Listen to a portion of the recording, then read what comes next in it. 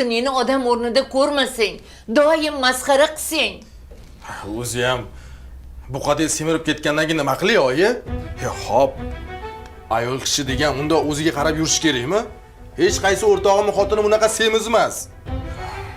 Senchi bolam, Layloni boshqalar bilan solishtirmagin. Hamma har xil. U bechora o'ziga qatdan vaqt topsin. Ikkita bolaga qarasinmi, uyga qarasinmi, osh-ovqat qilsinmi, senga qarasinmi?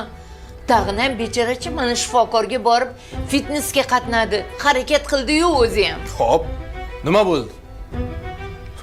Ozomadi-yu, oyi. Uningiz ozomiydi ikki dunyoda ham. Agar tuqqandan keyin semirib ketishini bilganimda uylanmasdim. Bunaqa to'nka xotin bilan yashagandan yashamagan yaxshi. Ay. O'zing nimaga osmondagi oymiding? Shart qo'yasan?